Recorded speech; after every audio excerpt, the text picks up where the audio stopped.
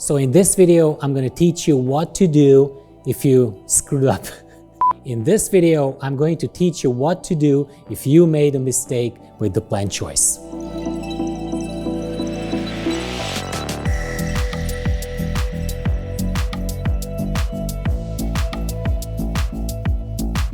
Well, we might be aquascaping professionals here at Green Aqua, but we also make mistakes, just like everybody else. My mistake with this tank is that I used Monte Carlo as an epiphyte plant, counting on the fact that there's going to be enough nutrients in the water so that the plant will get them from the water column. It didn't. Welcome to the beautiful world of aquascaping.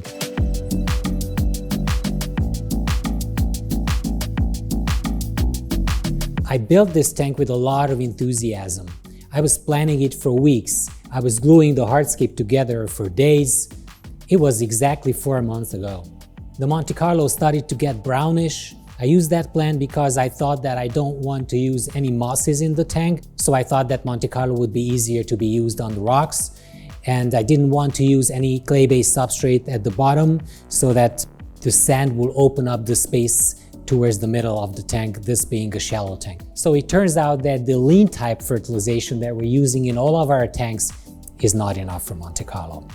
The lean type fertilization, as I explained in the Fertilizing Master course video here at Green Aqua, does not have enough nitrates and phosphates in the water. So this is the main problem with the tank. So I need to do something. The first solution would be to just increase the phosphate and nitrates level and just to start using normal Green Aqua macro and micro ferts. We started doing that, but the recovery is not as quick as I hoped. So after 4 months, I decided that I really need to rescape this a little bit, continue to dose the rich type fertilizing for this tank, and add some clay-based substrate.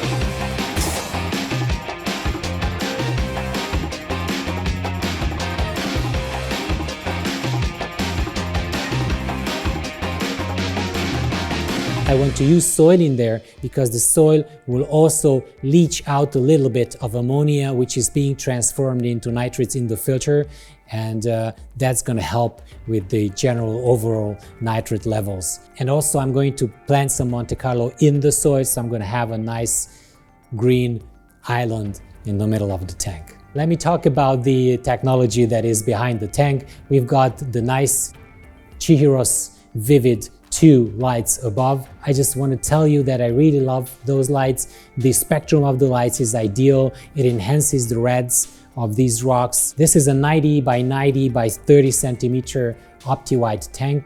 That is 35 inches width, and it's a shallow tank, and it has 63 gallons or 240 liters. So the size is basically the same with all the other tanks that you see in the background there. And we have all the bells and whistles. Technology-wise, we have the cold mist coming out of the main rock here. We have some waterfall, and this tank is drilled in 3 places at the bottom. So it is quite seamless. You can go around. You don't see any hoses coming in from the outside. I've got 2 inlets, one of which has a skimmer. The other one is a regular glass pipe, and there's 1 outlet, an external filter, an Eheim 2080 external filter beneath, filled with Sika matrix. To be able to scoop out the sand from the middle, we needed to take out all the fish. That was a big hunt for hours, but we did it.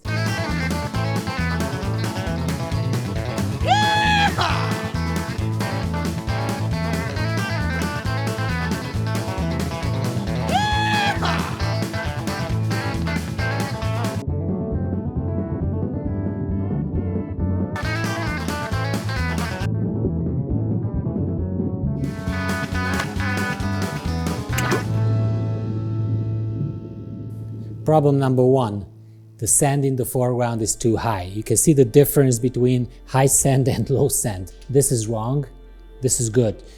The lower the sand level is, the higher your tank will be. If you do this and you pile up the sand towards the back, it will automatically roll down with time. So what you have to do is to continuously, with every water change, just pull it back onto the rocks and then clean it up a little bit. Oops, Just broke that rock. Just put it back. So when somebody else comes, they will think they did it, like I did now.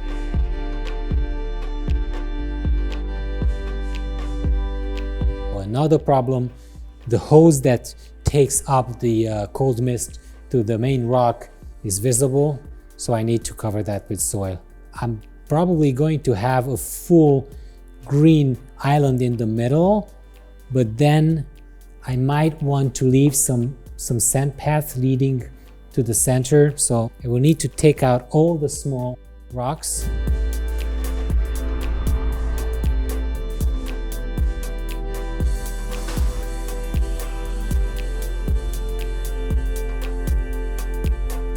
We've got a chamber that hosts a submersible pump that will push the water up to this rock and this rock.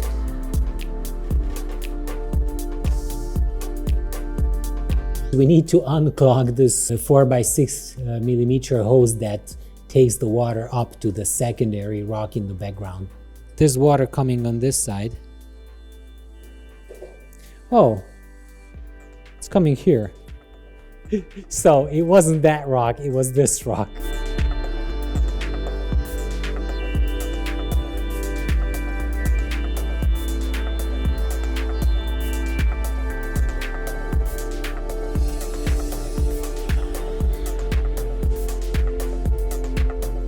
Why don't we have Utricularia? Yeah, let's put some Utricularia on the rocks. Nobody did that before. What I learned from this is that I have to know my tanks. If I don't know my tank, what's happening, then I can't address the issues. So issue number one, everything on top is not feeling quite well. I'm gonna remove all the Browning Monte Carlo pieces and replace them with Utricularia now. See if that survives better. Yeah, and it's also much lighter in color.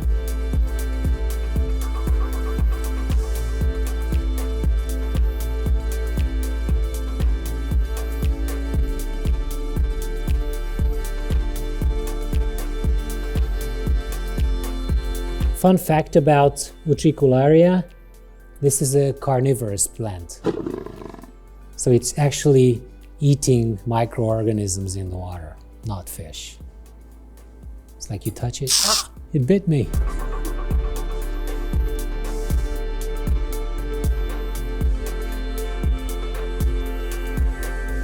There's a lot of moss here. Check this out. Doesn't look good. What is this? Some algae too. Even green aqua has some algae. The idea behind this whole thing is to have as much detail as possible in your planted tank. So when you see that your plants are growing and filling in the hardscape, you will no longer have the hardscape plant pattern. And what you need to do with maintenances and what you need to do when you're actually tweaking your tank is that to bring back all these details.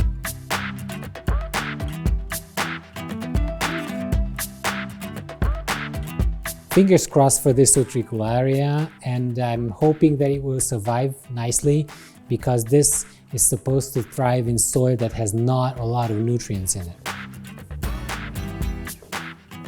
Okay, I'm gonna take out the soil. I'd love to have this line of sand in place. I've got a lot of scooping to do.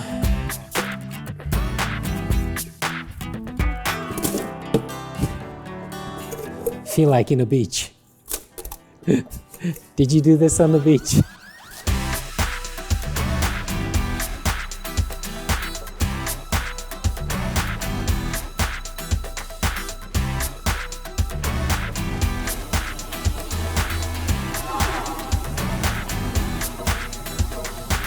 So I'm going to introduce ADA Amazonia version 2 in the middle.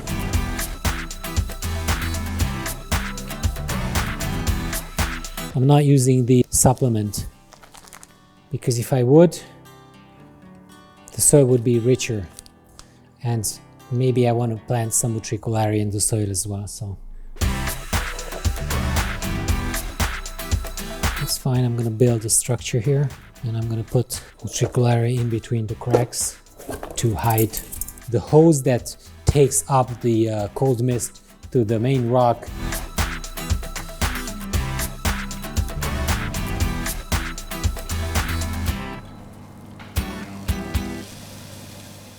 Okay, so I'm spraying the clay-based soil because I'm going to plant in it. I would be happy to have Eleocharis, for example. So let me decide how much dwarf hairgrass I'm going to use here. Ideally, 1 pot should be enough for 1 palm size area. I probably use 3 times. And in the meantime, I'm going to find some trident somewhere and to cover the bases of the rocks here and there. Trident.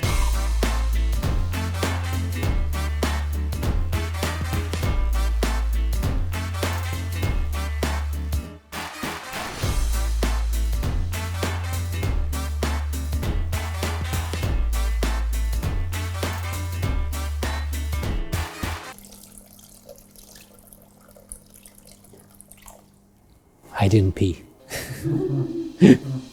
If you do this whole thing at home, you will probably need 5 pots for the whole area and a lot of patience.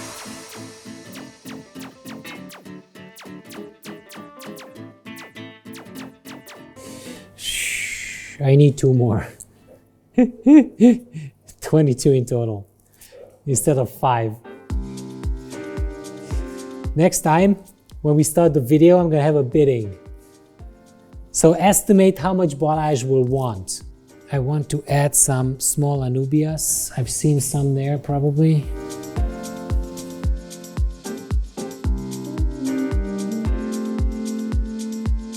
That doesn't need any tying to anything. I would just add it. All right, I'm kind of ready with the planting.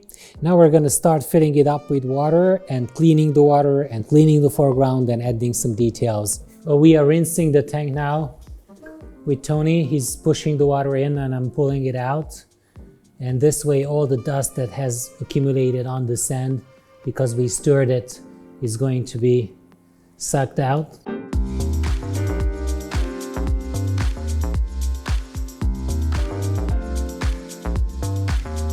Some Anubias will have to come in here to cover that problem.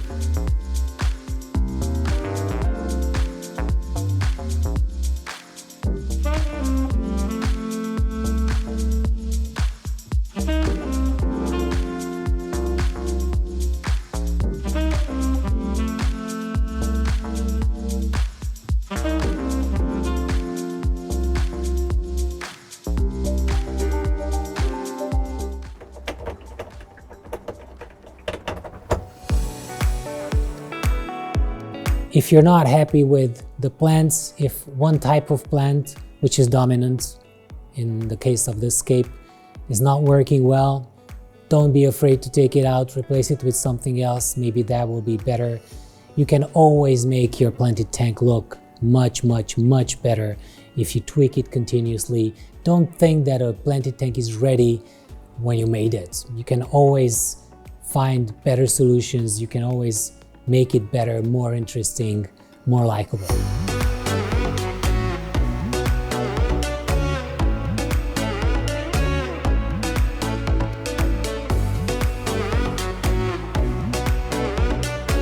Fish are happy.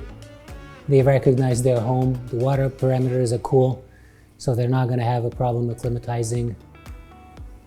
Ready.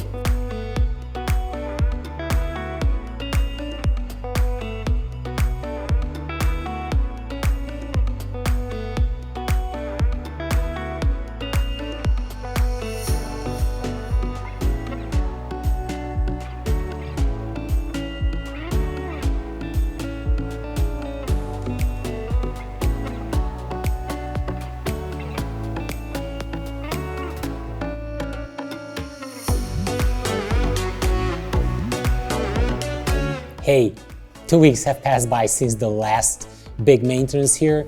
The tank is recovering quite nicely. The hair grass is filling in.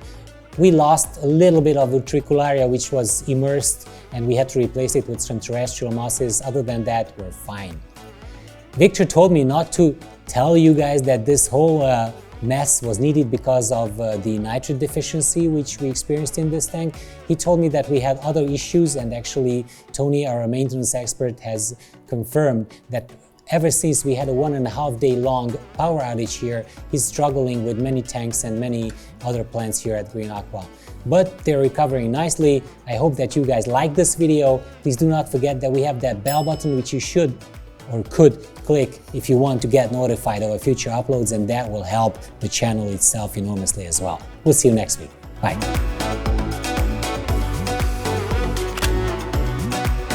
Next week, shopping battle on Green Aqua. Balázs has no limits. Tommy goes for the reasonable solution before building a 60p aquarium.